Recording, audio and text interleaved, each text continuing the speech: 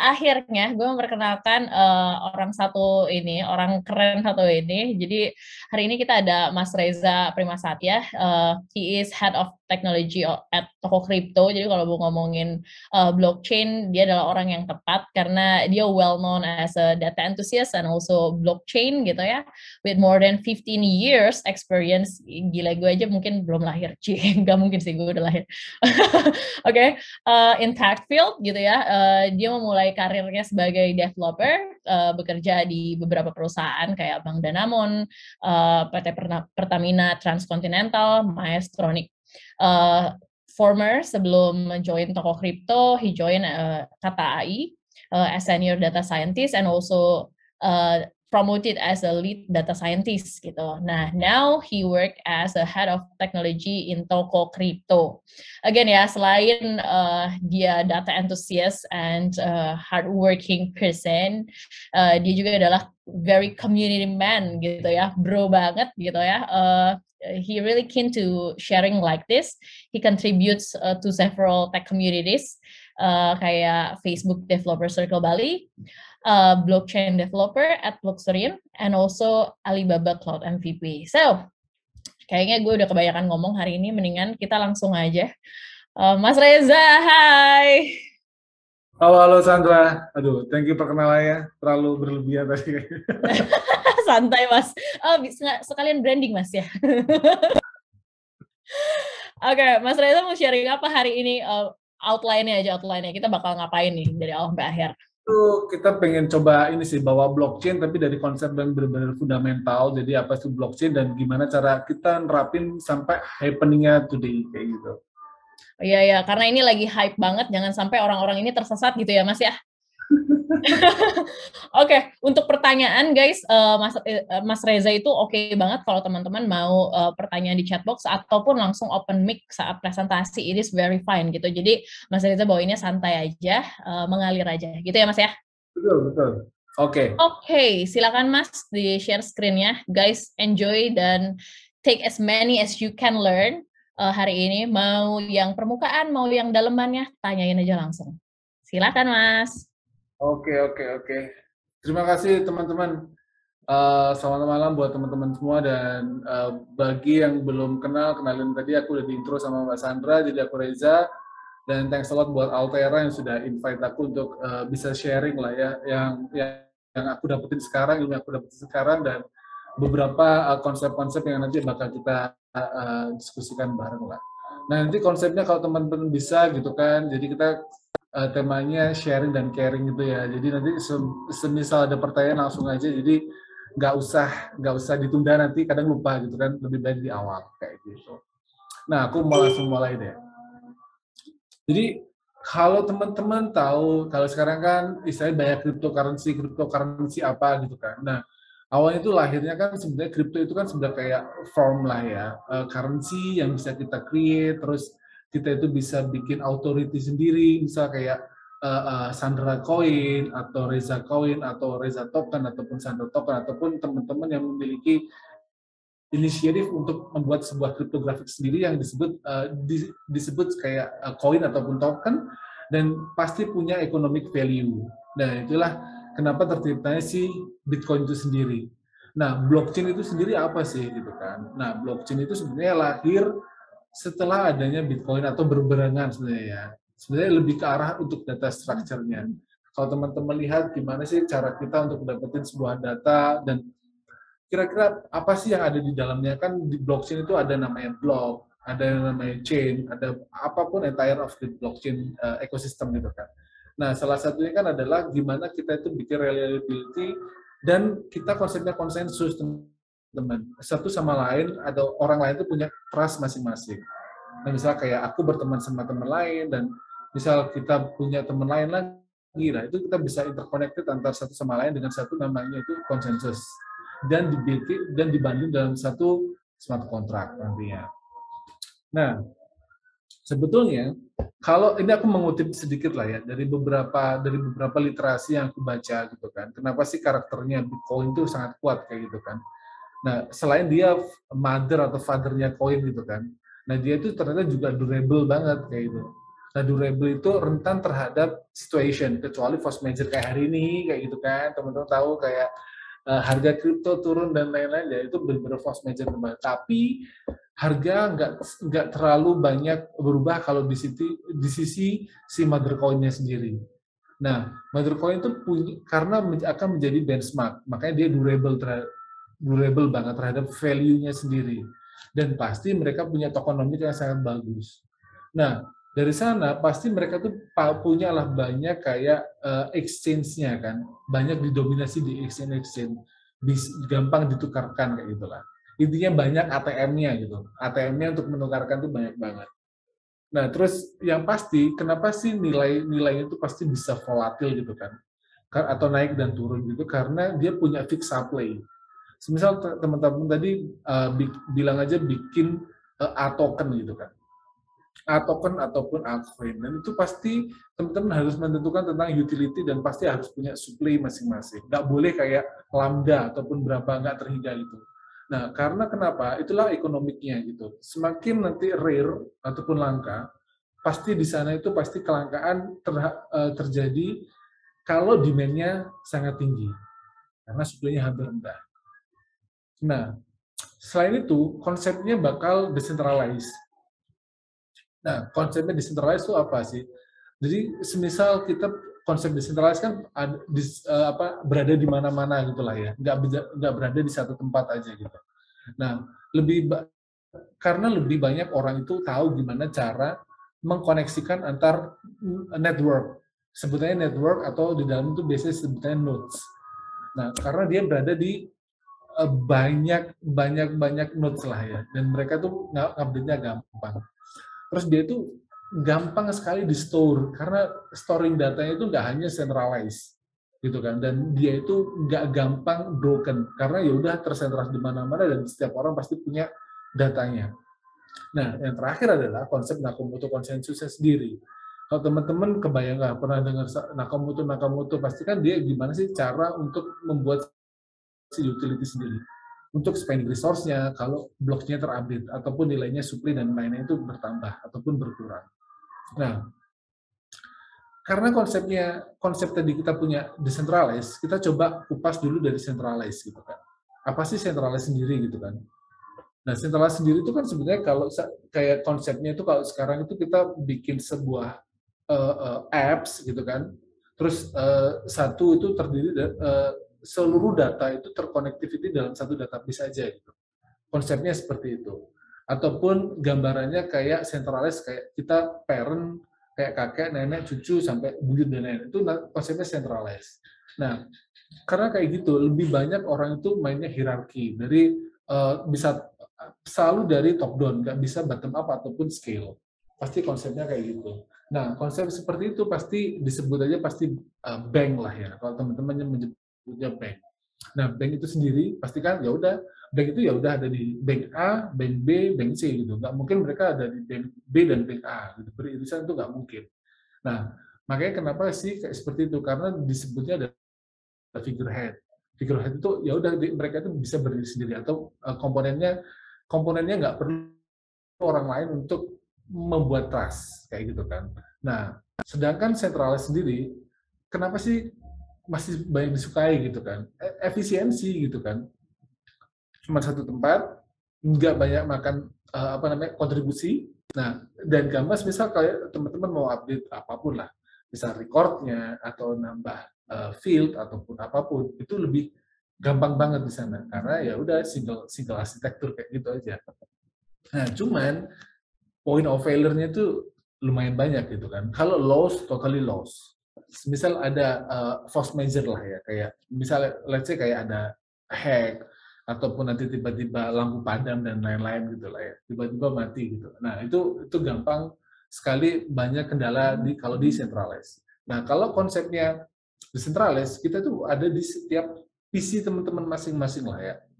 Kita tuh setiap authority-nya itu harus misal ada 5 laptop gitu, 5 laptop dan itu semuanya punya data masing-masing gitu, dan semua authenticate dan connected.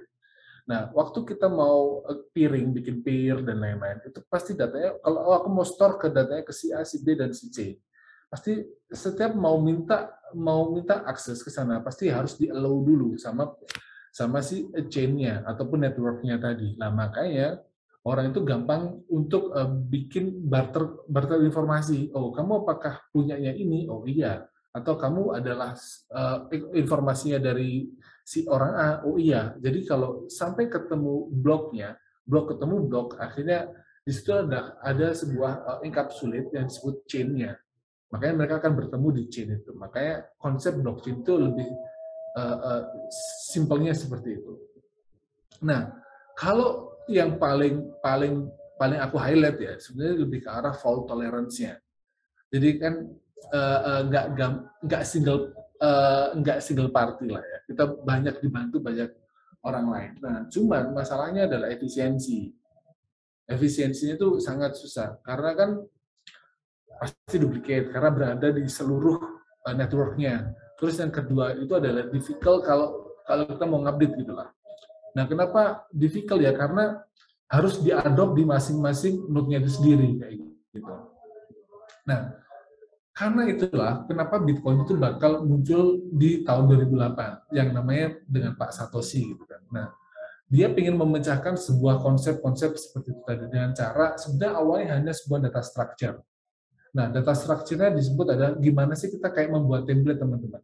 Oh, misal template biasanya kalau kita kan invoice lah ya, anggap aja ini sebuah invoice. Invoice A dan invoice PTB itu bakal berbeda lah. Tapi di sini kita mempunyai satu template yang sama yang bisa digunakan untuk membuat invoice di PTA ataupun bisa membuat invoice di PTB dengan template yang sama, hanya beda nominal dan metanya. Metanya itu kadang hanya berupa informasi edit value lah, tambahan-tambahannya sendiri. Nah, salah satunya lagi itu adalah si cyberpunk. Kalau teman-teman pernah dengar tentang cyberpunk, itu sangat menarik sekali konsepnya. Nah, itu mereka bisa self-governance dari pertukaran informasi-informasi yang mereka miliki, tapi encrypted. Nah, kenapa sih bisa encrypted? Karena banyak orang itu nggak apa ya, sebutannya bukan nggak trust, tapi kurang bank itu kan kurang efisien karena bisa controlling something gitu kan. Nah, kalau kita berada di sebuah Bitcoin ataupun di sebuah cryptocurrency ekosistem, pasti kan kita anonimus kan, address kita nggak identity kita nggak ketahuan, terus apapun informasi tentang kita nggak ketahuan, dan itu kita hanya berada di sebuah address dan terenkapsul dalam sebuah transaction hash kayak gitu. Nah, makanya kalau ini kan kita kayak KYC dulu ya teman-teman ya, kayak oh kamu harus ngisi data bank temanmu siapa ini siapa dan lain-lain. Nah itu yang kadang nggak ingin dimiliki. Makanya konsepnya itu tadi kita harus membuat konsep yang lebih terbuka lah ya. Nah, akunnya itu lebih gampang. Kalau teman-teman lihat ada yang namanya wallet ataupun trust wallet, kalau mungkin terkenal MetaMask ya. Nah, itu tuh sebuah kita bisa membuat sebuah dompet sendiri ataupun wallet yang isinya hanya berupa hash gitu. Nggak ada informasi tentang diri kita. Nah, makanya itu kita bisa bikin semuanya ada di sana. Nah, terus ada lagi dia itu bersifat distributed. Kalau teman-teman tahu kan ledgernya ada di sana, ledgernya ada di sini, dan itu semuanya sudah auditable semuanya dan bisa kita lihat dan ada di publiknya dan semua bisa melihatnya. Nah, makanya kenapa sih identitinya tadi itu harus dibawa? Kalau ini teman-teman, kalau semisal identity itu melekat pada sebuah uang lah ya, nominal. Berarti kan identitinya role-nya itu hanya untuk menerima uang atau atau mendapatkan sesuatu gitu kan, atau alat tukar. Nah, kalau konsepnya ini aku coba membuat konsep kayak di daily life ya. Nah, misal kayak rumah itu hanya punya alamat sama kotak surat lah ya. Nah, terus kalau di email kita itu hanya lah. Cuman di Bitcoin itu ada perbedaannya. Dia punya identitas sendiri, yaitu public key sama private key. Yang mana public itu untuk bertukar informasi dan private key adalah kunci yang kunci harus kita simpan benar-benar dan nggak boleh keluar kemana-mana. Kecuali kalau kita untuk membuka si public key-nya sendiri. Nah, dari situ kalau si identity di bank, ya kan kita kan bakal tahu lah ya, username harus unique, apapun kayak gitu kan. Nah, makanya kan pasti kita ditanyain lah ya tentang social number dan lain-lain. Nah, makanya konsep itu yang harus kita bedakan dengan konsep public key dan private key, yang isinya hanya angka dan karakter numeric kayak gitu, teman-teman. Nah, intinya kalau kita mau mereceive atau menerima ataupun meredeem sesuatu, nah public key itu adalah sebagai penerimanya, pintu gerbang utama. Nah, private key itu sebagai redeemnya. Jadi intinya kalau kita berada di uh, uh, uh, sebuah lemari gitu kan, ibaratnya sebuah lemari lah ya. Nah, public key-nya tuh hanya di kunci depannya aja. Ya redeemnya itu ya entire di kayak di apa slotnya gitu lah. Nah, itu jadi lebih gampang kita berkomunikasinya lebih enak. Jadi ada dua two layers lah ya yang dipakai. Nah, anggap aja kayak gini. Ini aku ambil contoh salah satu yang gini. Kalau kita ngasih duit, ada duit 100 gitu kan, dari si Alis. Nah, terus punyanya dikurangi $10.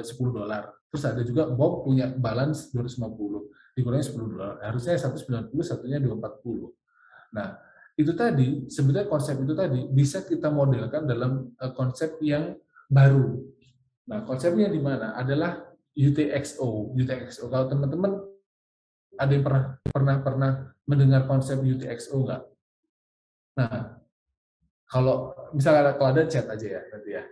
Nah, kalau UTXO sendiri adalah konsep gimana sih kuantitinya untuk mengirim account itu yang not been redeemed yet, yang nggak pernah di-redeem konsepnya. Jadi uang itu kayak ada di payment gateway lah, yang belum pernah diambil sama sekali. Dan suatu waktu kita tuh bisa klaim loh, oh ini ternyata ada third party-nya yang ada di tengah gitu, yang membantu kita helping untuk money itu dikirim atau enggak. Nah, yang kedua, si UTXO ini sendiri adalah untuk menjaga untuk kuantitinya si Bitcoin-nya sendiri. Jadi lebih enak kalau kita udah punya satu misal tadi kayak Alice nih punya beberapa. Nah, UTXO-nya kita bisa redeem satu persatu, ataupun redeem semuanya, ataupun kita allocate something numbers. Nah, dari sana,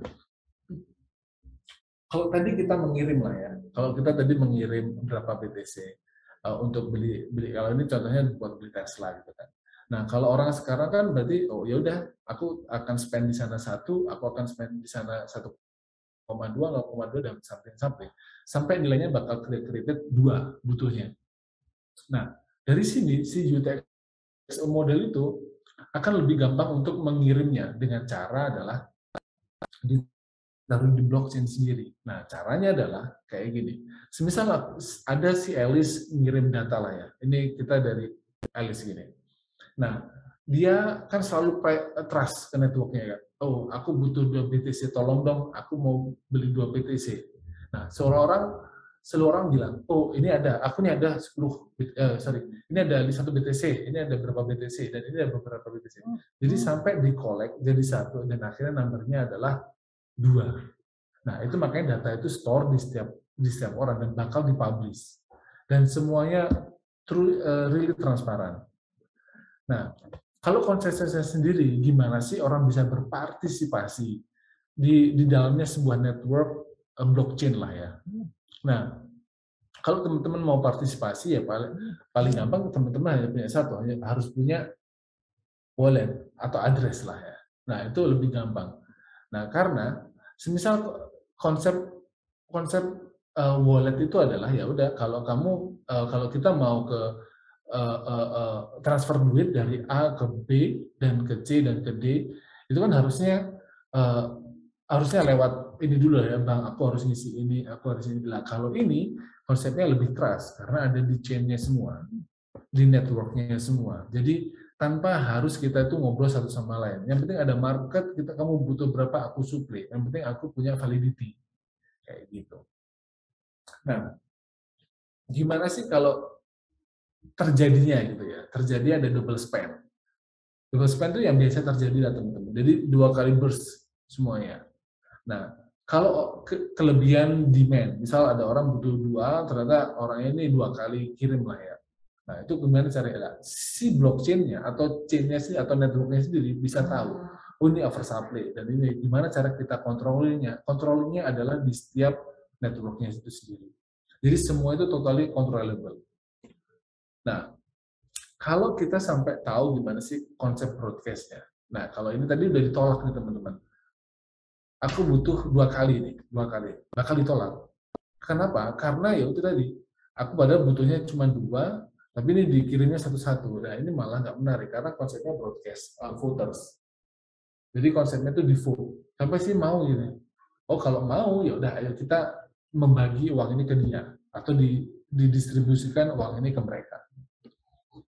Nah, makanya ada network baru. Keluarlah LS2, LS3, LS4.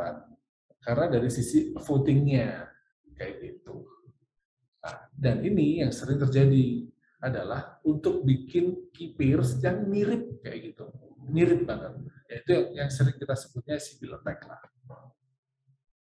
Nah, perbedaannya adalah kenapa sih kita harus membuat konsep konseptual yang bagus. Tentunya si Nakamoto konsensus ini punya cara baru yaitu untuk brute force-nya. Jadi orangnya nggak diamini walaupun apapun kondisinya.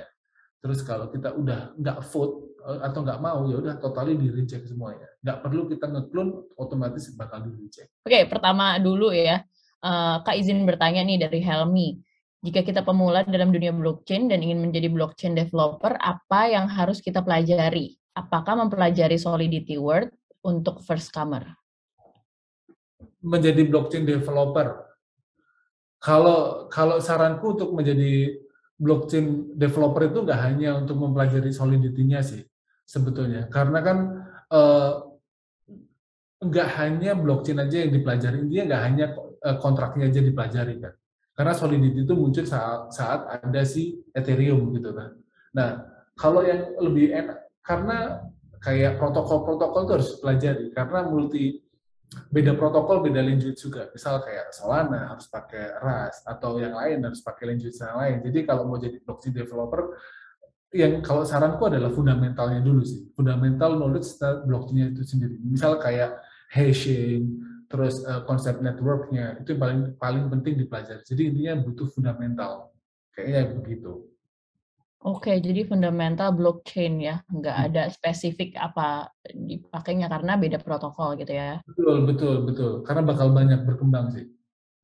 I see. Oke, semoga terjawab ya Helmi. Yang kedua nih, dari Zaki. Izin bertanya, adakah cara agar nilai suatu cryptocurrency dapat stabil dan sulit untuk dimanipulasi tren? Selain itu, adakah kegunaan blockchain selain untuk cryptocurrency? Oke, ini pertanyaan menarik nih. Hmm. Untuk dapat stabil, oke. Jawabannya nanti ada di stable coin ataupun stable token. Jadi nanti di belakang aku akan bahas tentang gimana cara kita menstabilkan duit. Intinya kayak kalau di sini tuh kayak ada yang dipakai toko itu namanya BIDR, ada yang disebut USDT. Nah itu semua itu gimana cara kita konsepnya itu pakai soalnya high level ya, pakai DeFi gitu. Jadi nilai tukarnya itu benar-benar diciptakan dari marketnya sendiri dan ada backed buy-nya, harus di back. Kalau nggak ada backupnya itu bakal nggak bisa kita jadi stable. Nah intinya kayak USDT di backup atau USDT, USDC semuanya kan di backup sama USD, currency USD kayak gitu. Itu nanti kita bahas di belakang. Selain itu adakah gunanya blockchain selain untuk banyak. Salah satunya adalah yang paling keren yang aku pernah lihat itu adalah proyeknya Cardano. Cardano itu membuat health medical record. Health medical record yang di-build on top of Cardano. Dan ada lagi yang supply chain. Kemarin itu supply chain tapi untuk shipping hanya untuk di tengah lautnya aja, untuk mengurangi emission kayak gitu. Dan yang ketiga adalah blockchain untuk kemarin itu untuk energi. Itu bagus banget karena untuk traceability antara input sama output kayak gitu. Jadi intinya nggak ada apa ya sebutan halusnya itu dia tertulis apa ya dia benar-benar apa yang masuk sama dengan yang keluar gitu. Jadi yang keluar itu kan kadang kalau kita kan harus bisa di-adjust numbersnya kan. Lah kalau itu nggak bisa di-adjust kayak gitu kan, karena udah kelihatan ledgernya. Oke, mungkin satu lagi udah gitu kita lanjut PPT dulu kali ya, soalnya ini makin banyak juga nih. Oke. Oke, izin tanya dari Erman Sibarani. Tadi saya dengar statement bahwa kita bisa membuat wallet via MetaMask. Apakah kita bisa membuat wallet sendiri tanpa via MetaMask itu sendiri? Kalau bisa, gimana caranya ya agar dapat terhubung sebagai data centralized? Mohon pencerahannya. Oke, pertanyaan keren. Ya, jadi sebetulnya nggak perlu tanpa MetaMask pun bisa sih. Sebenarnya udah banyak wallet itu nanti ada cold wallet, hardware wallet dan lain-lain gitulah ya. Nah, sebetulnya nggak hanya lewat MetaMask. Kalau MetaMask kan lebih ke arah software lah ya, software. Nah, nanti ada hardware walletnya juga yang berupa kayak flash disk gitu ataupun yang konsep lain. Nah, tanpa harus membuat dari MetaMask, kita bisa creating sendiri kok. Nah, terus juga kalau kita masuk ke exchange, nah itu kita juga disediakan untuk creating address sendiri. Jadi terlepas dari wallet. Jadi misal teman-teman mau ditransfer duit, kalau mau murah, nggak kena gas fee gitu. Gas fee-nya lebih rendah gitu kan. Jadi nanti teman-teman harus memberinya bukan alamat wallet teman-teman yang ada di MetaMask tadi itu. Jadi harus memberikan alamat yang ada di exchange. Karena teman-teman duitnya akan dikirim di exchange, baru bisa dimiliki. Nah, itu konsepnya nanti ada ceritanya. Wih, banyak ya. Oke, Mas, mari dilanjutkan dulu. Oke, oke, oke. Oke. Nah, konsepnya adalah kenapa sih Bitcoin muncul tadi kan? Aku ulangi lagi ya. Karena sih hanya electronic payment doang gitu kan. Dan sama sama gimana kita bikin proof of instead of trust gitu kan. Makanya nanti ada beberapa istilah-istilah dalam kriptografinya sendiri, terus ada cara kerjanya sendiri. Nah, itu yang di-initiate sama si Satoshi Nakamoto ini. Nah, makanya dari si Satoshi tadi kan kita udah ngomongin udah Bitcoin kan sebagai mbahnya koin gitu. Dan ini kita punya alternatif koin sebetulnya. Nah, tapi alternatif koin ini lebih powerful dari altcoin yang lain. Salah satunya adalah miliknya si Ethereum. Karena Ethereum bisa jadi apa ya sentrik juga bagi altcoin yang lainnya. Nah, karena si Ethereum ini menawarkan banyak protokol yang bisa di-adjust dari si Ethereum sendiri. Karena Bitcoin itu susah, jarang orang yang ngambil dari Bitcoinnya, forking lah ya, forking konsepnya kayak forking ataupun ngeklon konsep dari si Bitcoin sendiri, tapi banyak kan diklon dari sisi Ethereum. Nah, kenapa? Karena modelnya adalah decentralized si Ethereum sendiri, pengennya decentralized. Dan pastinya tadi kenapa ada yang disebut apa namanya chain-nya tadi kita sebenarnya di dalam sebuah smart contract untuk logical purpose-nya, untuk logical itu ada di smart contract. Nah, waduh. Nah, kalau teman-teman lihat proyeknya itu kan lucu-lucu nih. Ada CryptoKitties, terus yang tadi dimention tentang stable itu ada namanya DAI, terus ada lagi yang satu lagi tentang browser itu adalah Brave. Kayak gitu kan. Mungkin teman-teman udah ada yang mengenal salah satu ini lah. Nah, kenapa Ethereum banyak dipakai gitu kan? Nah, salah satunya di private blockchain sendiri. Nah, yang paling lagi gencar-gencarnya adalah si Hyperledger. Hyperledger itu miliknya IBM dan mereka tuh ada Hyperledger Indy itu untuk untuk manage identitas, terus ada lagi Fabric yang itu untuk bridging antara misalnya kayak Ethereum dan lain-lainnya masuk ke sana, terus banyak lah Iroha dan lain-lain itu masuk ke sana karena intinya adalah menciptakan ledgernya mereka sendiri dan dimasukkan ke dalam private chain. Karena kenapa mereka nggak mau ditaruh di dalamnya public chain? Intinya gini, intinya kalau teman-teman membuat apa namanya sebuah produk, kalau nggak mau dipublish keluar ataupun hanya circle yang kecil, itu teman-teman bisa menggunakan private blockchain. Yang intinya hanya konsensusnya teman-teman sendiri yang teman-teman pilih itu yang bisa ikut di lingkarannya. Sama aja kayak tadi waktu konsepnya si Cardano membuat project tentang apa namanya healthcare, karena kan nggak semua rumah sakit itu approve sama konsepnya semua medical record terbaca sama semua rumah sakit. Hanya rumah-rumah sakit tertentu yang ikut networknya itu bisa membaca medical record-nya. Nah, itu salah satu konsep private chain, private blockchain. Nah, di sini teman-teman, sebetulnya kan kita ada public blockchain, terus ada private blockchain. Nah, kita sebutnya kalau kita membandingnya itu adalah platform sama software. Nah, sebetulnya kayak public itu ya hanya ada Ethereum dan lain-lainnya lah ya. Nah, terus ada yang private tadi udah mention kayak salah satunya adalah Ripple. Nah, inilah yang membawa di mana perkembangan blockchain itu sangat tinggi. Salah satunya berupa exchange akhirnya. Nah, ada dua konsep exchange. Satunya adalah CEX atau centralized exchange ataupun satunya DEX, itu decentralized exchange. Konsep yang ditawarkan berbeda-beda. Antara baik CEX maupun DEX itu saling bukan saling tergantung, tapi saling komplement, saling melengkapi. Yang nggak bisa dieksekusi di DEX itu pasti bisa dieksekusi di CEX. Tapi nggak bisa dieksekusi di CEX pasti bisa dieksekusi di DEX. Nah, karena kenapa sih konsep CEX itu masih digunakan ya karena centralized kayak gitu kan. Nah, ada juga yang konsepnya decentralized tadi. Makanya macam-macam konsep dalam sebuah exchange atau untuk bertukarnya lah. Ada swap dan lain-lain. Nah, perkembangannya kalau teman-teman tadi bilang, tadi kan sempat ada yang bisa tentang gimana cara menjaga stability kan. Banyak banget yang disebut DeFi, menawarkan decentralized finance. Nah, salah satunya mungkin kayak teman-teman tahu mungkin kayak AirSwap, terus lagi ada Tracing dan lain-lain, Compound kayak gitu kan. Dan mereka itu membaginya dengan konsep mereka masing-masing. Mereka konsep payment mereka punya sendiri, konsep custody pasti mereka ada sendiri. Nah, terus ada investing. Yang paling menarik sebetulnya kalau dari sini adalah stable top. Kalau buat aku sendiri ya pribadi ya, yang paling menarik buat aku adalah si stable sama kredit dan lending. Kenapa kredit dan lending? Karena sama investing ya, sama investing.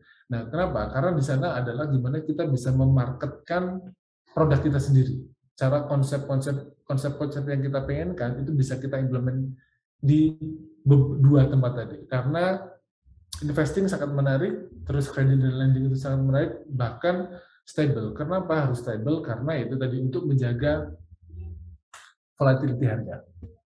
Nah, kalau teman-teman tahu ya, kan banyak lah ya yang mungkin teman-teman mainan trading kali ya. Nah, itu ada beberapa konsep DeFi yang paling menarik itu adalah dari lending. Salah satunya compound. Nah, apa sih compound? Dari kata-katanya itu compound gitu kan. Ada compound interest, compound hash rate gitu. Nah, compound itu menciptakan nilai lebih gitu kan. Menciptakan nilai lebih. Misal ada compound interest jadi uangnya itu dikembangkan gitu kan, uangnya dikembangkan tapi nggak ikut volatility, maksudnya nggak ikut market volatility, bisa di save terus bisa saving, tapi kayak aku baca kalau di real world-nya itu real economic sekarang tuh kayak reksadana atau deposito kayak gitu kan. Nah, tapi konsep kompon itu agak lebih fair, konsepnya fair gitu ya. Cuma aku nggak nyebut bank unfair, tapi kompon itu konsep kompon interestnya di kripto itu ada yang fair. Nah, terus yang kedua adalah cara untuk dapetin financial. Salah satunya kita harus punya namanya API, harus punya APY untuk yield per year-nya, terus ada APR, return per month-nya, kayak gitu. Jadi ketahuan, oh kira-kira kalau aku punya sekian X, bakal dapat sekian, dan akan punya penawaran sekian X. Nah, itu yang terjadi di DeFi. Jadi kita bisa bikin market kita sendiri di sana. Nah, kenapa sih itu bisa terjadi gitu? Karena perkembangan web sebetulnya teman-teman. Dari web 1.0 lah ya. 1.0 itu ya dulu awal-awal yang cuma isinya artikel-artikel doang kayak gitu kan.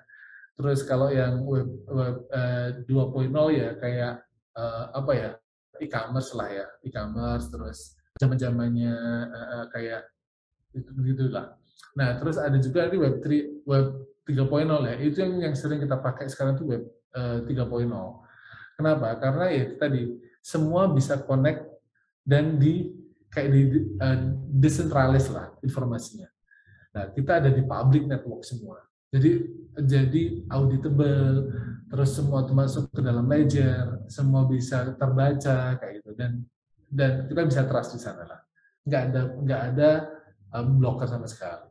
Nah, gesernya kita coba kerucutkan aja lah dari web 2 ke web 3.0. Nah, Salah satunya kalau tadi teman-teman lihat dari konsep, ini salah satu yang teman-teman mungkin kenal dari konsep browser lah ya. Dari konsep browsernya si Chrome menuju ke Brave. Apa yang ditawarkan Brave kan sangat berbeda. Mereka punya trusted, oh, aku pernah ini, ada iklan, ya, mungkin teman-teman bisa menilai sendiri. Nah itu karena konsepnya, dan harus di-allow dulu. Kalau mau ngasih sesuatu, edit something harus di-allow dulu sama si ownernya. Jadi nggak ngasal ngasih gitu. Nah, terus juga ada konsep storage lah ya. Kalau konsep storage teman-teman tahunya sekarang mungkin Google Drive atau apapun gitu kan. Nah, yang paling terkenal sekarang adalah IPFS.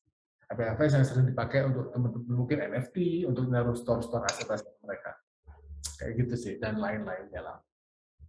Nah, mungkin buat teman-teman yang suka chat gitu kan, yang message-nya pengen encrypted lah, bisa dicoba pakai yang namanya status. Itu menarik juga, kayak gitu. Nah, aku coba bikin mundur sedikit ya, ngomongin tentang teknikalnya. Sebenarnya kan, tadi kan di awal, kita tadi ngomongin tentang beberapa konsep gimana sih ada private key, ada public key, gitu kan. Nah, konsep public key dan private key kalau mungkin teman-teman yang di engineering kan udah sering mendengar lah ya. Di sana ada yang namanya hash. Hash itu terdiri dari berapa yang satu, yang mulai dari 8 bit sampai berapapun jumlah X bitnya gitu kan. Nah itu bisa di highlight. Nah kenapa sih kripto menggunakan itu? Karena untuk digital signatures lah ya. Nah intinya digital signatures itu lebih ke arah gimana cara kita untuk allow something. Tadi untuk trusted di networknya. Masuk ke networknya itu harus punya kayak trusted identity. Nah, salah satunya pakai si kriptografi. Nah, ada lagi salah satunya ada digital signature, teman-teman. Gimana sih cara kerjanya si digital signature itu kan? Nah, dari informasi yang dikirim, misal aku pengen ngobrol, gini deh, kalau teman-teman lihat WhatsApp gitu kan ada yang di private, terus ada apa gitu kan konsepnya lah. Kita itu bisa mengasihkan private kita ke samping orang yang tujuannya untuk dapetin dapetin informasi yang kita pengen, dan itu bakal, ataupun kalau kita nggak pengen orang lain itu melihat informasi-informasi di kita, nggak usah kita showing. Jadi nanti kalau mereka mau lihat kita harus menggunakan private key kita. Nah, private key apa? Kalau hati kita bisa jempol kita pakai sidik jari atau apapun itulah ya. Nah, itu yang paling menarik. Nah, cara jalannya itu lumayan nggak terlalu rumit, hanya biasa aja. Sebenarnya lebih banyak ke hash, computational hash, terus ditambahkan dengan beberapa konsep matematika. Nah, yang paling sering dipakai kayak konsep kriptografi lah ya, enkripsi itu. Kayak misal yang paling sering dipakai itu kayak geser-geser bit. Kalau teman-teman di struktur data pasti udah tahu, kayak menggeser bit, atau mungkin konsepnya si Davy Hellman. Terus ada yang masukkan message tertentu. Nah, itu di sana kita bisa menciptakan kriptografi kita sendiri. Nah, kalau udah punya kripto, nah kita kan tadi udah ngomong nih, kalau sebuah informasi itu bakal dikirim, itu harus ada amplopnya, itu ada tujuannya, ya kan? Dan tujuannya itu harus tahu kontennya itu apa nantinya, kayak gitu kan.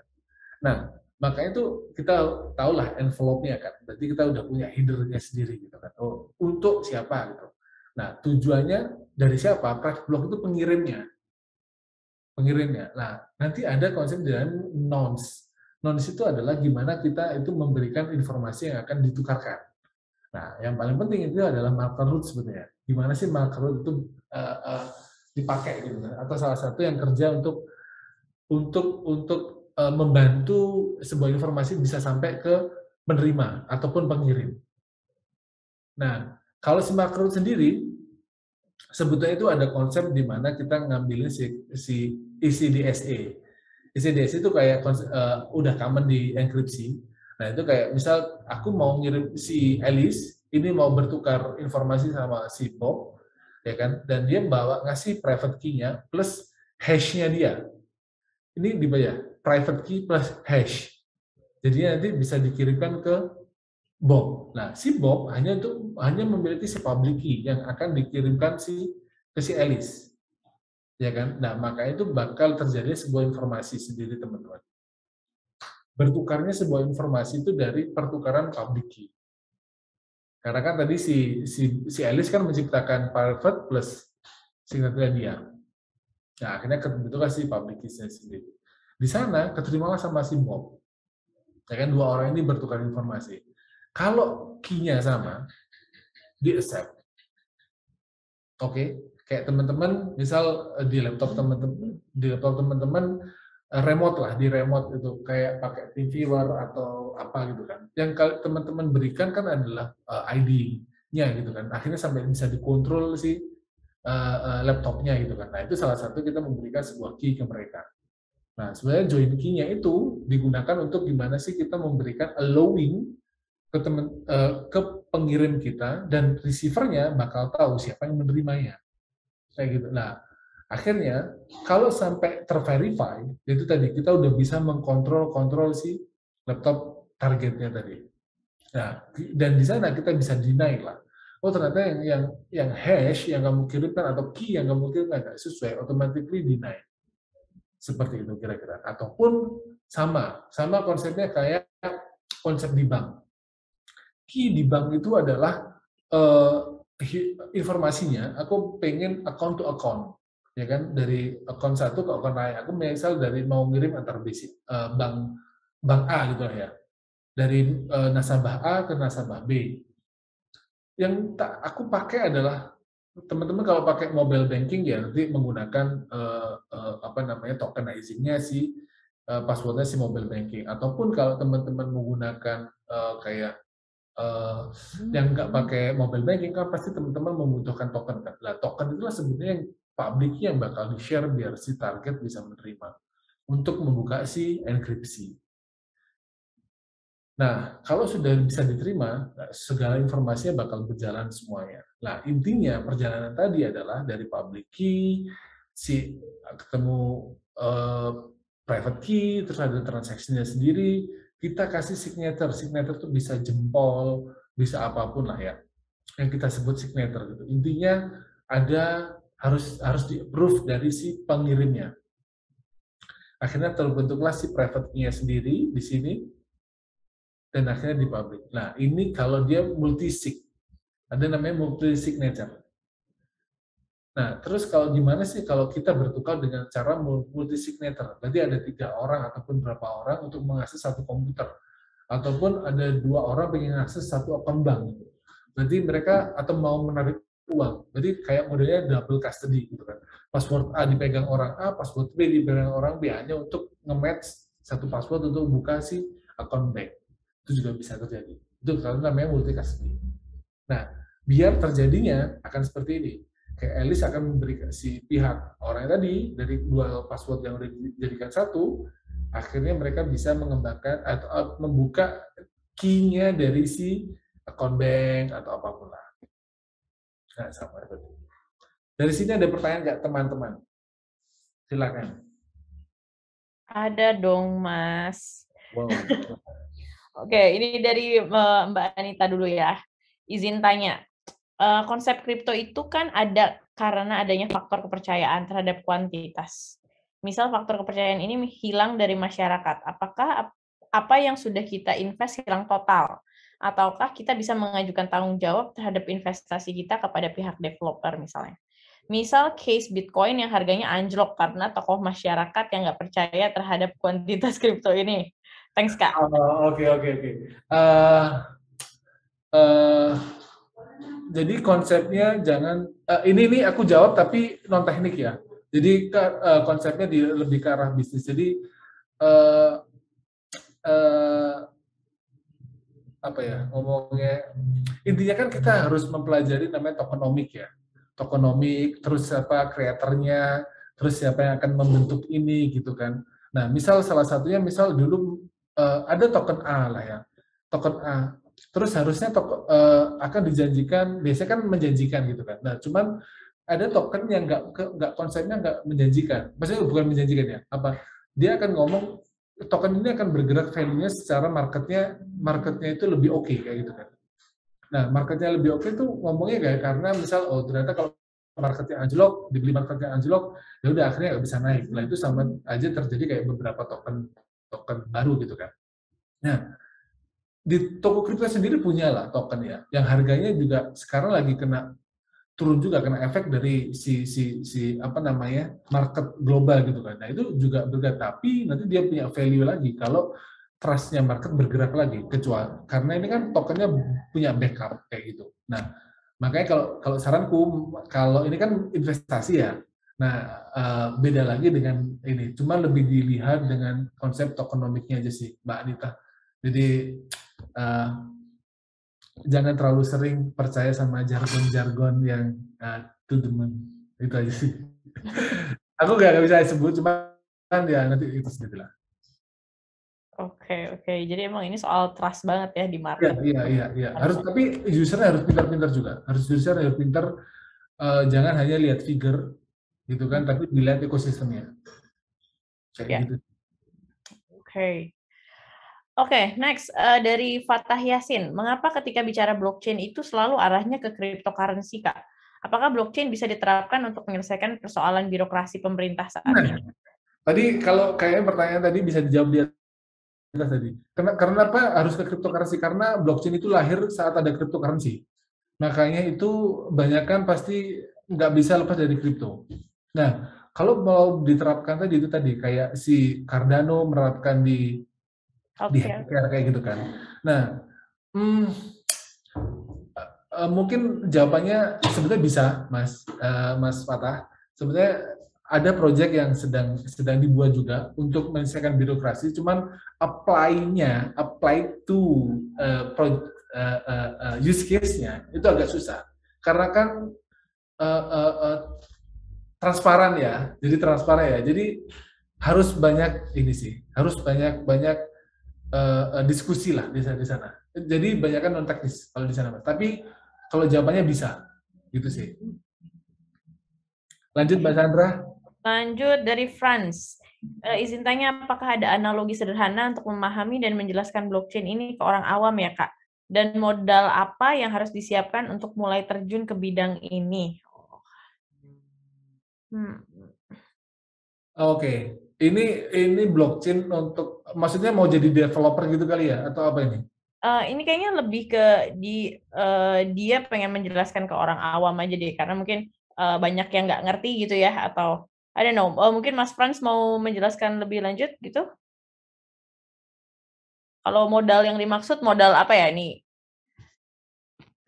Monggo Mas, di open mic aja.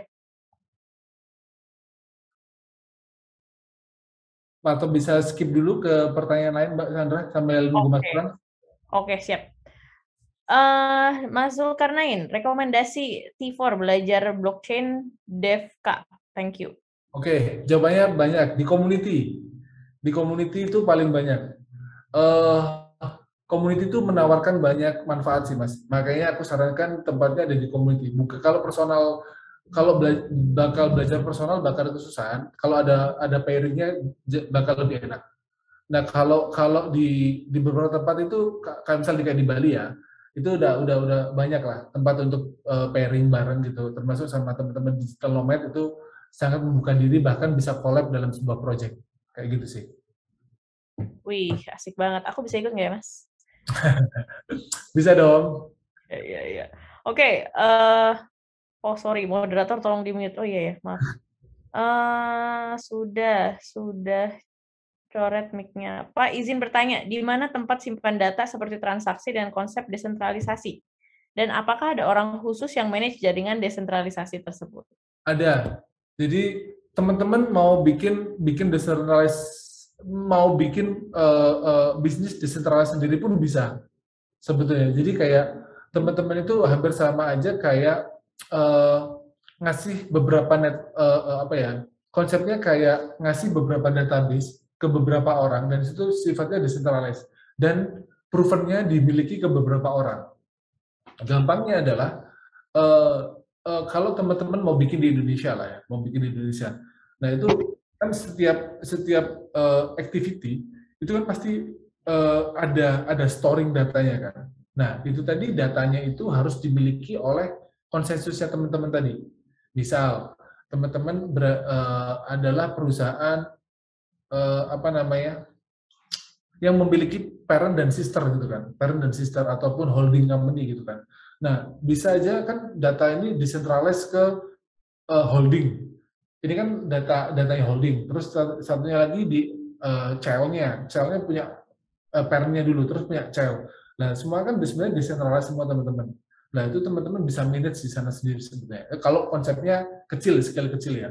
Tapi kalau mau konsep yang kayak SaaS, teman-teman coba lihat kayak Pinata Cloud. Itu konsepnya kayak IPFS lah. Semua kalau IPFS itu lebih enak sebenarnya.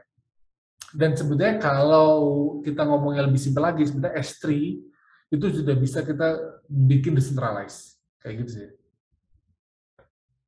Oke, lanjut. Mas Reza mau tanya teknologinya blockchain. Ini skip aja, aku kenal orangnya soalnya. Oh, bener-bener jahil berarti ya. Mas Denny, izin tanya Kak, kekuatan blockchain ini kan salah satunya terletak pada security atau keamanan. Nah, sampai detik ini ada tidak app atau sistem yang sudah menggunakan konsep blockchain, namun akhirnya dapat dihack? Thanks. Banyak. Bahkan Ethereum pun kehack. Oh. Gak hanya app, bahkan si Ethereum-nya juga kena kayak gitu kan. Metamask-nya juga kena kayak gitu. Jadi banyak lah. Sebenarnya kan nggak bakal luput lah teman-teman ya dari itulah attack kan pasti terjadi. I see. Kayak gitu. Wow, pantesan ini trust tapi masih ada hack juga agak ini ya. Masih liquid banget nih ya. Oke, ini Mas Linggar lagi gimana nih? Di skip aja apa gimana nih? Ya, aku jawab aja. Oke. Untuk mereplace teknologi yang udah berjalan sekarang. Cara replace-nya itu sebenarnya nggak totally replace. Jadi ada satu part kalau aku teman-teman kalau teman-teman seorang software creator atau software developer gitu kan, pasti kan teman-teman mau moving ke blockchain kan bakal bingung di mana kita harus cut off-nya gitu kan. Nah, kalau aku pertamanya adalah gimana cara kita itu storing datanya dulu. Dari awalnya yang kita terlalu trust terhadap database, ya memang database tetap dibutuhkan ya, khususnya untuk analitik. Karena kalau di blockchain kita susah untuk bukan susah, harus ada effort sendiri untuk analitik gitu kan. Nah, intinya yang transaksional kita taruh di blockchain, tapi kita harus punya tetap gimana caranya kita ngambil analitik. Kayak gitu. Kira-kira seperti itu Mas Linggar. Nih, ada yang respon nih, jargon bawa-bawa agama ya. Next. Nah, izin bertanya, bagaimana caranya seseorang di blockchain menyebar public key dengan aman ke seluruh orang lain? Pada kasus tadi, bagaimana Bob dapat dengan aman menerima public key Alice? Pada kasus web 2.0, kita biasanya menggunakan certified authority untuk trust. Namun saya agak bingung untuk konsep blockchain. Oke. Nah, kalau di Web2 kan biasanya kan CA kan terjadi di kayak SSL atau apapun gitu kan Mas ya. Nah, kalau di blockchain konsepnya sudah di-encapsulate semua Mas dalam sebuah network-nya. Jadi karena gimana sih kalau kan kita punya address, terus kan kita udah punya signatur. Nah, di sini tuh sebenarnya kita nggak usah punya signatur atau address. Nah, tapi kita cukup memberikan pair key-nya sendiri. Tetap nanti akan di-encapsulate kayak SSL, di wrap lah ya, itu tetap bakal ada seperti itu. Nah, namun semua itu udah masuk ke dalam sebuah bentuk hash semua. Kalau CA kan lebih tepatnya kan ke sebuah identity ya. Kalau ini lebih tepatnya encapsulate sebuah informasi, kayak UDP, konsep UDP. Gitu kira-kira.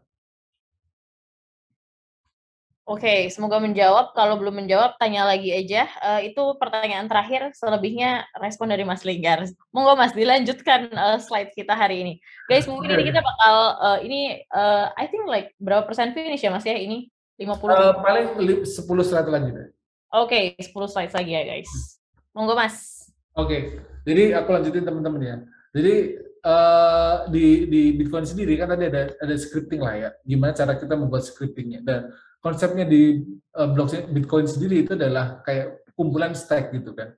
Ada stack, ada queue kan. Konsepnya kan bakal seperti itu. Nanti yang paling sering dipakai adalah stack. Karena kan first in first out yang dipakai sebetulnya.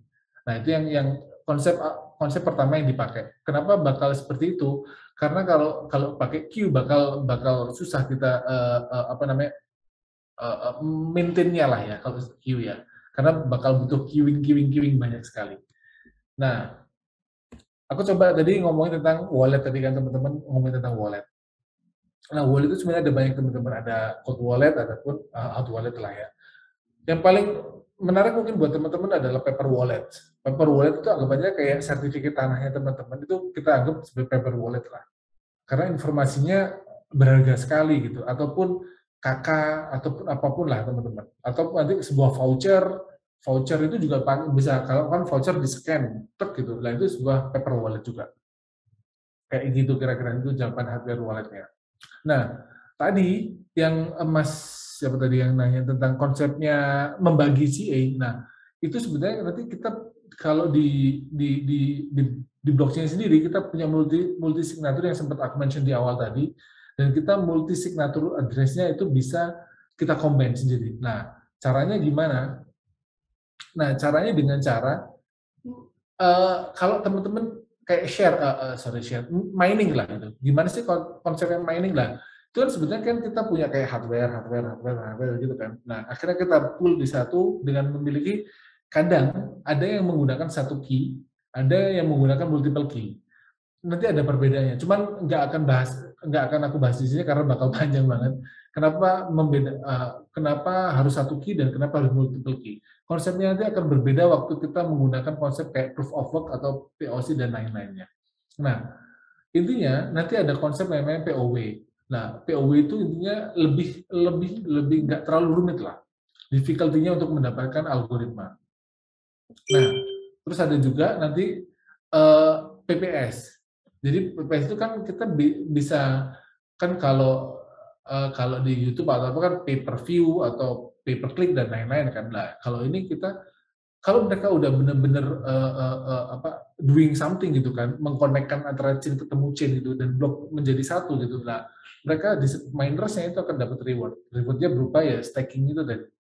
Kalau di bahasa ini kan kita sebenarnya staking ya, dikasih staking berupa koin-koin tertentu yang mereka mining. Nah, proporsinya ini ada sendiri. Proporsinya itu sebetulnya paling aku highlight adalah low risk-nya sebetulnya teman-teman. Untuk di pool operatornya. Kalau teman-teman sempat mining, pasti bakal tahu gimana sih kalau kita itu risk-nya nggak bakal susah. Karena konsepnya sekarang banyak. Ada yang mining lewat hardware, lewat memori, lewat disk, bahkan lewat storage dan lain-lain. Sekarang konsepnya banyak banget. Nah, terus teman-teman pasti sering dengar namanya konsep-konsep 4K, hard fork, kayak gitu kan.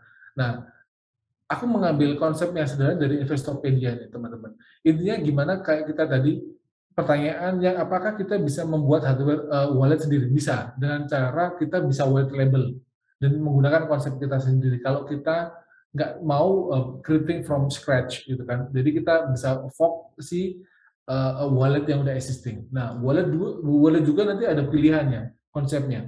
Ada konvensional wallet, yang wallet biasa, ada juga yang hybrid wallet. Nah, penjelasan hybrid wallet ini bakal panjang banget sih. Tapi aku kasih intro dulu, hybrid wallet itu lebih efisien dan lebih oke. Nah, tadi itu cara kita ngirim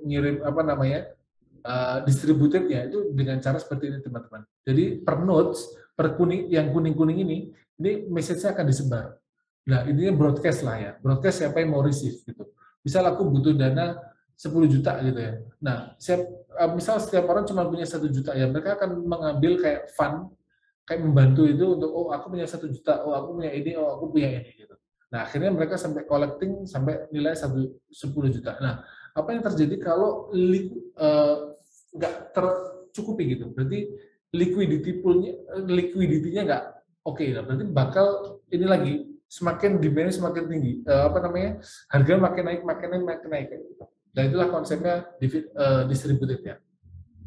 Nah, kita tadi ada POW ya, proof of work gitu kan. Nah, sekarang ada proof of stake gitu kan. Nah, konsepnya apa? Bedanya dengan POW sebenarnya kan ada di poin ini teman-teman. Gimana cara kita untuk memilih validatornya? Nah, validatornya lebih cepat ya gitu kan? Atau validatornya sudah misal dari kan kalau teman-teman lihat voters kayak pas politik itu kan biasanya pakai data sampling kan ya. Nah, ini hampir sama. Jadi 2/3 aja udah mewakili seluruh votersnya. Jadi di vote, oh ini make sense, oh ini trust, lah itu 2/3 aja udah cukup. Kalau konsepnya proof of stake. Beda lagi sama POW-nya tadi. Nah, ini ada lagi POA.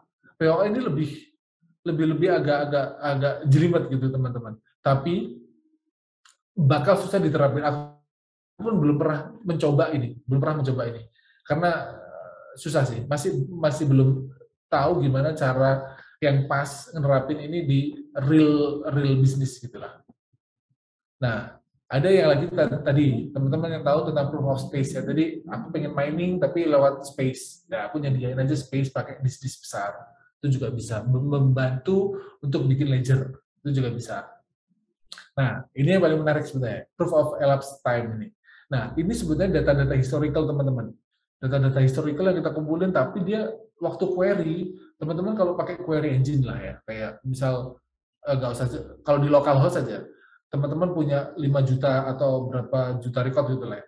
Kalau menggunakan query biasa kayak select bintang gitu bakal consuming memori sekian. Nanti kalau CPU-nya udah 80% berarti kan powernya bakal nambah lagi nih biar sampai achieve 100%. Nah, elapsed time itu konsepnya seperti itu. Kalau semisal udah powernya udah habis, mereka akan nambah terus. Nambah terus. Nah, itu gunanya untuk dibayar. Jadi biar powernya itu tetap stagnan, stabil, tapi dia akan dapat return terus. Nah, ini bedanya sebenarnya teman-teman. Kenapa sih kriptografi itu penting gitu kan? Nah, kita ada konsensus lah ya. Konsensus yang tadi udah dimasukkan dalam sebuah blockchain. Nah, konsepnya hampir sama, tapi di sini hanya lebih ke arah immutable ledger. Jadi nggak bisa diotak-atik dan transparan. Tadi udah disebutin Ethereum, cuma aku mau nambahkan bahwa kalau Ethereum itu sebetulnya basisnya dari value, ada value, maka ada nilai volatility. Bedanya apa? Ini teman-teman. Ini satunya di backed by ini. Nah, ini ada satunya by smart contract. Kebayang ya. Nah, satu by UTXO, yang ini adalah account base. Oke.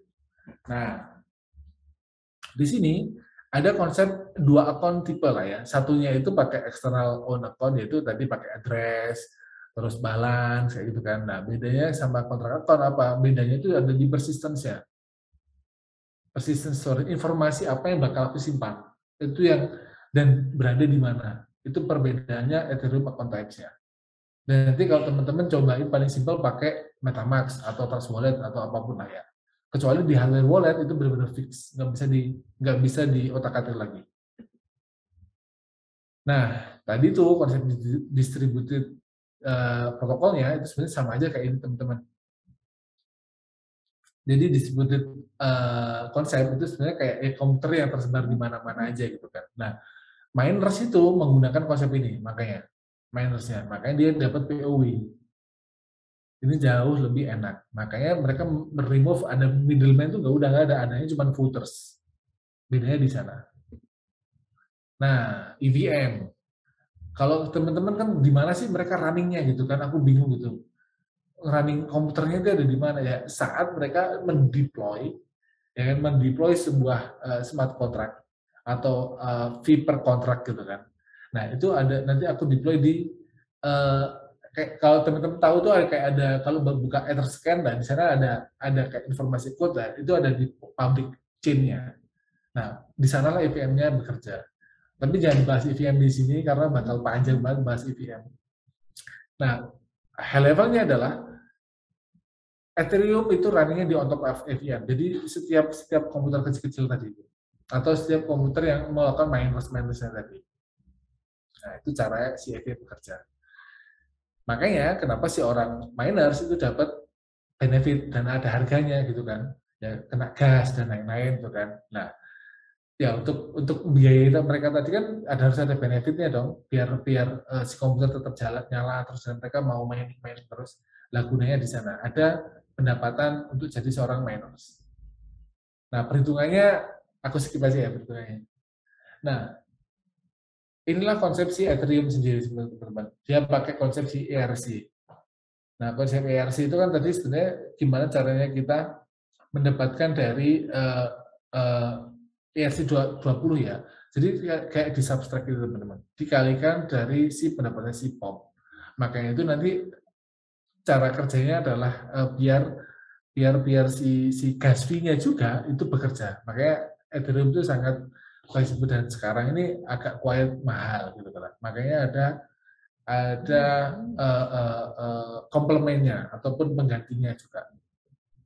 Nah, konsep tadi kan kita udah sebut ya. Kayak tadi kalau teman-teman ngomongnya ke regulator, nah sebenarnya desentralisasi itu nggak enak lah sebenarnya kalau cuma ditaruh satu tempat kan, makanya harusnya di multi inilah ya. Nah terus ada juga kalau kita taruhnya decentralized itu lebih enak kita untuk mengauditnya. Misal informasi nggak balance, kita bisa lihat di tempat lain. Atau misal satu informasi dihilangkan, buktinya lah kita masih punya evidence lain. Nah itu enaknya di decentralized. Nah terus lagi kalau kita mau bikin dApps atau sekarang lebih enaknya itu orang-orang bikin game-nya. Game-nya tapi punya economic value. Game punya economic value apa? Contohnya kayak Candy Crush gitu kan. Yang cuma cetung kayak tapi mereka tuh creating value, game ekonomik. Karena mereka tuh hitting money. Kalau nyawa aku habis, aku udah penasaran terus bergulir terus, dan mereka membuat networknya besar sekali. Nah, terus ini terakhir lah ya. Terakhir adalah layer 1 dan layer 2. Nantinya kenapa harus ada layer 2 gitu kan? Nah, layer 2 itu adalah pengganti layer 1 yang sangat-sangat udah gendut dan mahal. On-chain konsepnya. Nah, sekarang layer 2 itu adalah konsepnya off-chain. Untuk scalability, sekarang itu per TPS-nya itu sangat rendah, tapi di L2 itu bakal dinaikkan lah untuk scalability, untuk pemrosesan. Nah, makanya kenapa harus ada Taproot gitu kan, TRC dan lain-lain. Kalau teman-teman lihatnya ada TRC itu pasti mereka menggunakan Taproot, konsep Taproot, karena cara mengkonekkannya berbeda dengan kalau kita menggunakan si layer 2. Nah, Taproot ini sebenarnya untuk si validasinya sendiri. Nah, Taproot itu dipakai untuk monitoring aja sih, monitoring network. Kayak kalau teman-teman lihatnya itu kayak di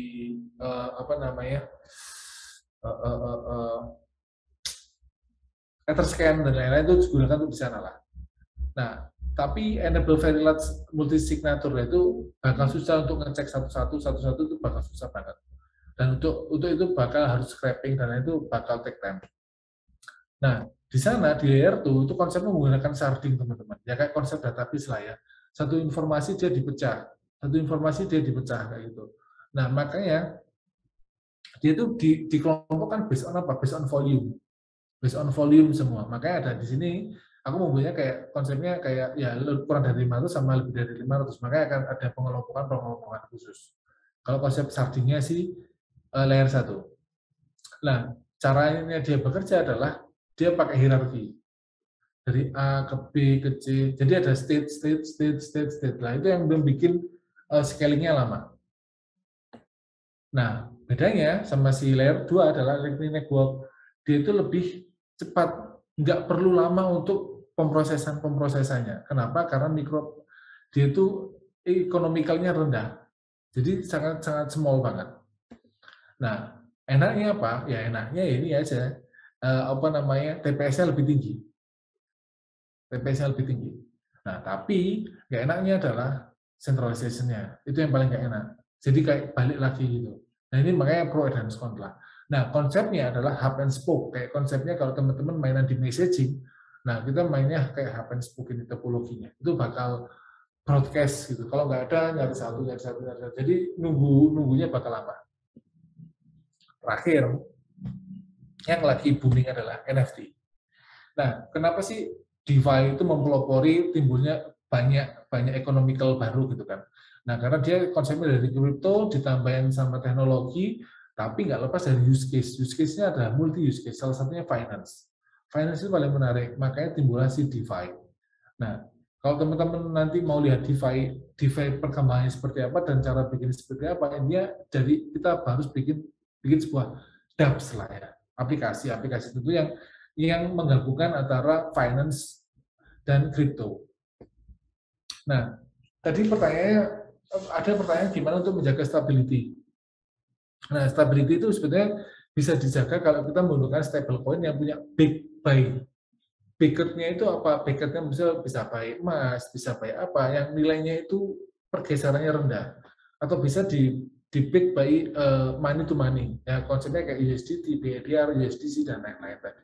Nah, makanya kenapa DAI itu worth. Nah, DeFi sendiri itu punya banyak sekali inilah ya, apa namanya, perbedaannya. Dari yang udah paling oke itu adalah kalau kita udah ngomongin NFT di DeFi. Kenapa ngomongin NFT bisa di DeFi? Nah, kita lagi membuat sebuah produk yang notabene ada di sana, di NFT tapi di DeFi. Nah, aku ngenalin dulu gimana sih si itu bekerja gitu kan. Kita punya NFT itu konsepnya punya ERC721 atau adalah yang one on one. Nggak bisa kepemilikannya lebih dari satu orang. Intinya punyamu ya, yang kamu jual adalah milikku. Nah, beda lagi sama 1155. Ini satu tempat, tapi bisa dimiliki banyak orang. Bukan duplication, tapi ownership-nya bisa dimiliki banyak orang. Nah, itu konsepnya di sana. Nah, makanya ada satu tempat yaitu kita menciptakan real world ecosystem. Kan kita zamannya metaverse juga kan. Tadi ngomongnya gimana enabling NFT di dalamnya DeFi. Nah, itu ada kayak misal ini tato lah ya. Ini use case yang menarik buat aku. Jadi ada tato, dijadikan ada harga IDR-nya, tapi dalam bentuk USDT. Diklaim, kalian teman-teman masuk ke dalam platformnya si OpenSea atau apapun lah ya, marketplace-nya itu. Nah, terus nanti bisa jadi si metaverse juga, dan realnya teman-teman bisa dapat tato beneran kayak gitu. Ini menarik banget menurutku. Karena how to bridge DeFi, real world, sama market. Kayak gitu. Padahal ini konsepnya Web 2, tapi bridging-nya itu panjang banget. Nah, itu penggabungan NFT sama DeFi. Dan thank you teman-teman. Sampai sini aja presentasiku. Kayaknya lagi ada banyak pertanyaan. Silakan kalau ada pertanyaan teman-teman. Ya, guys, I hope you are not lost here karena aku agak lost. Mungkin karena aku pengetahuannya masih di permukaan banget ya soal blockchain. Aku udah baca dan lain, emang beneran susah sih kalau sendiri ya Mas ya. Emang harus masuk community gitu ya. Ya, oke, teman-teman, silakan ada yang mau bertanya langsung. Mungkin ini slide-nya itu sebenarnya udah dipotong 60% ya. 70%. Ini 30% terakhirnya guys. Jadi sebenarnya Mas Reza tuh mau kasih kalian banyak banget, tapi ya kan segini aja gue udah lost gitu. Moga-moga kalian enggak sih. Ya nih, ada yang nanya info community yang bisa kita ikut Mas. Nah, good question nih. Oke.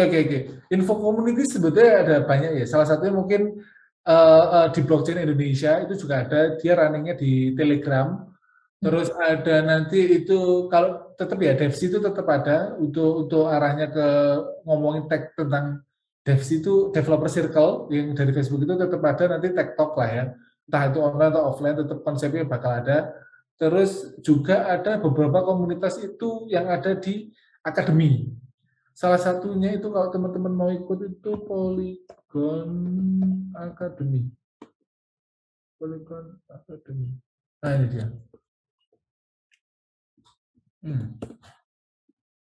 Teman-teman, silakan. Oke, ini jadi kayak online course tapi free gitu, Mas? Konsepnya itu teman-teman dipaksa untuk belajar. Oke. Free banget. Terus intinya teman-teman akan dapat badge. Dan setiap badge itu nanti ya, teman-teman harus kontribut di satu tempat. Nah, aku dulu cara belajarku juga gitu. Jadi selain belajar, tapi juga tetap ya teman-teman ya, kalau belajar tapi tanpa real use case ini ya nggak bikin produk itu bakal lama lah ya penetrasinya. Lebih baik bikin produk. Ya. Mas boleh copy-in nggak Mas linknya? Udah. Ini aku chat di mana nih? Kok direct message? Salah. Oke. Sorry. Oke. Thank you. Oke, ini ada pertanyaan lagi nih. Kalau mau membangun blockchain system di sisi infra atau hardware, spesifikasinya seperti apa ya? Mohon penjelasan. Terima kasih. Oke. Ngomongnya EVM aja lah ya. EVM itu nggak perlu spek yang besar-besar. Jadi dulu pernah kan konsepnya kan horizontal semuanya, nggak bisa inilah apa namanya vertikal tuh bakal susah. Jadi spek yang kecil pun itu masih oke lah, karena kan nggak butuh komputasi yang high yang kayak untuk ngejalin query dan lain-lain, kan intinya cuma storage terus processing store. Dia konsepnya cuma ada di tiga itu mas. Jadi kalau kecil-kecil masih oke lah, tapi harus ini ya horizontal. Oke. Moga-moga menjawab. Kalau enggak langsung open mic aja ya, Mas Salman. Ini ada dari Mas Akyakul. Mas, mau tanya, mining itu seperti apa ya, Mas, algoritmanya? Tolong dijelaskan singkat secara awam. Oke. Algoritmanya itu gampang. Misal kayak gini, aku pengen ngasih uang ke Sandra, gitu kan. Nah, rewardnya adalah protokol kan, protokol yang aku pakai. Lah protokol itu misal Sandra adalah sama-sama beda bank ya.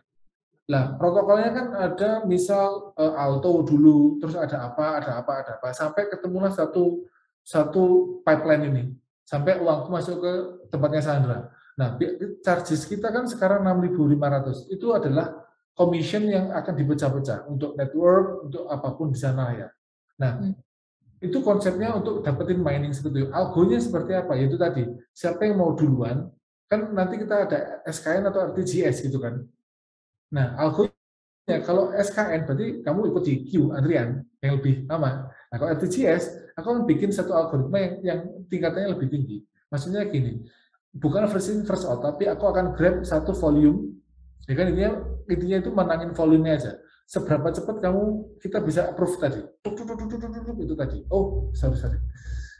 Kalau mau lihat ini, teman-teman bisa ke eth.build. Nah, ini belajar di sini teman-teman, guys. Ini yang mana ya? Aku build deh.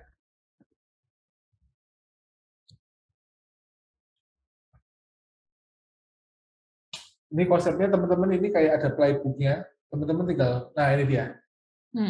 Ini cara mining ya, cara mining sederhana. Algoritmanya tinggal kita tambahkan di sini. Misal kita tinggal nambah A, B, C di pengalinya.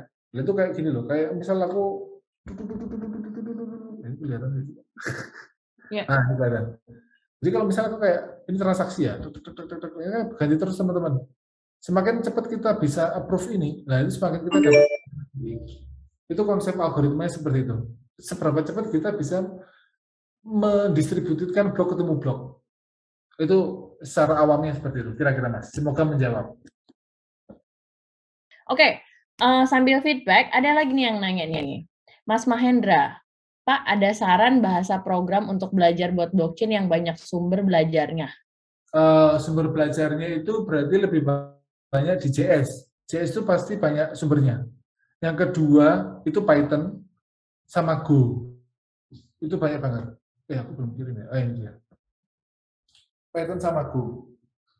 Terus kalau mau advance, sebetulnya kalau mau advance teman-teman pengen benar-benar proven, lah itu aku saran pakai Rust. Karena Rust itu yang paling enak. Menurutku paling enak. Karena JS dan Rust itu bisa kita combine, tapi kalau kita bisa mainan Rust itu lebih enak. Karena data structure, terus konsep memori, dan apapun itu bisa kita bikin sendiri. Nggak usah ngikutin library, kayak gitu. Oke. Mas, pertanyaan dari gue. Kalau kita bukan orang yang ngoding, apakah kita bisa belajar atau enggak? I don't know. Mulai dari mana? Apakah dari belajar pemrograman dulu atau gimana? Nggak usah, kalau menurutku nggak usah pemrograman dulu, karena konteksnya kalau kita bikin produk kayak ini deh, teman-teman. Tadi aku sempat share namanya eth.build lah ya. eth.build itu mempelajari konsep gimana caranya kita mau non-tech ngerti gimana cara kerjanya si blockchain sendiri atau entire of ekosistemnya di blockchain. Nah, intinya kan sebetulnya salah satunya adalah gimana kita nge-build ekosistem Dusan. Terus ekosistemnya sendiri. Oh, misal bikin produk lah ya. Misal, oh aku pengen konsep bisnisnya, aku mau jadi layer 2 dong, mau jadi payment gateway, bisa. Atau, oh karena konsepnya mining, daripada aku ngeklik banyak-banyak, berarti aku akan bikin algo, bikin modeling, itu bisa. Nah, banyak banget lah sebenarnya. Jadi intinya fokus in produknya aja. Knowledge-nya dapat, execute produk. Karena nanti kalau belajar technical bakal lama sih. Iya. I believe sama kayak kita bikin produk hari ini ada yang engineer ngodingnya, ada orang produknya, ada orang desainnya. Ya. Oke, guys, ada lagi nih. Ada lagi nggak nih yang mau nanya? Langsung open mic juga nggak apa-apa, guys. Kenapa hari ini pada pemalu ya kayaknya? Oh, masih ada. Oke. Ini satu pertanyaan terakhir kali ya. Oke, Mas Yusuf, apakah kita dapat membangun asynchronous messaging di smart contract? Misalkan kita ingin membuat program di mana kita melakukan instruksi transfer besok, tetapi submit instruksinya sekarang. Bisa, jawabannya bisa. Itu kayak kita mainan namanya futures. Nah itu bisa juga. Kalau di technicalnya kita bisa hold dulu.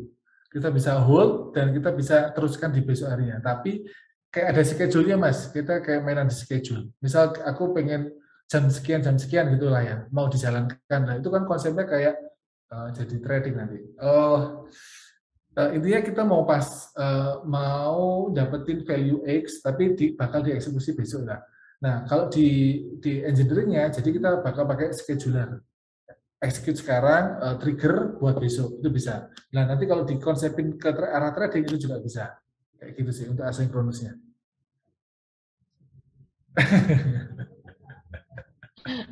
Take profit, betul. Ya, namanya itu ada konsep arbitrage, lah kayak gitulah, teman-teman. Wah, masih banyak banget sebenarnya yang bisa kita pelajari di blockchain. Ini benar-benar crash course. Oke, Mas Reza, thank you so much buat sharing sessionnya hari ini. Thank you buat waktunya, gitu ya. Hopefully ada sesi-sesi berikutnya. Gue nggak tahu guys di sini kalian mau sesi berikutnya nggak nih tentang apa? Let me know di komen. Let me know juga di feedback, gitu ya. Oke, dari Mas Reza, ada nggak kata-kata motivasi penyemangat gitu kan, meyakinkan ini para pemirsa yang belum yakin gitu kan, atau misalnya ngasih tahu temennya gitu, Edu jangan main yang kayak gitu kan, itu judi atau apa, nah apa sih gitu kan, sometimes kan banyak ya kayak gitu, karena kan bentuknya kalau lu buka satu apps kan ngelihatnya naik turun tuh ya, panah gitu kan, naik turun. Nah, gimana nih mengencourage teman-teman supaya ya nggak apa-apa belajar aja atau anything?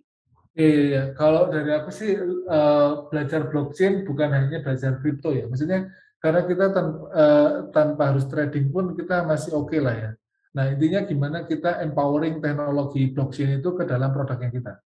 Itu lebih signifikan. Kecuali kalau teman-teman memang pengen volatility, terus tiba-tiba untung, tiba-tiba loss, nah itu silakan trading. Gitu aja.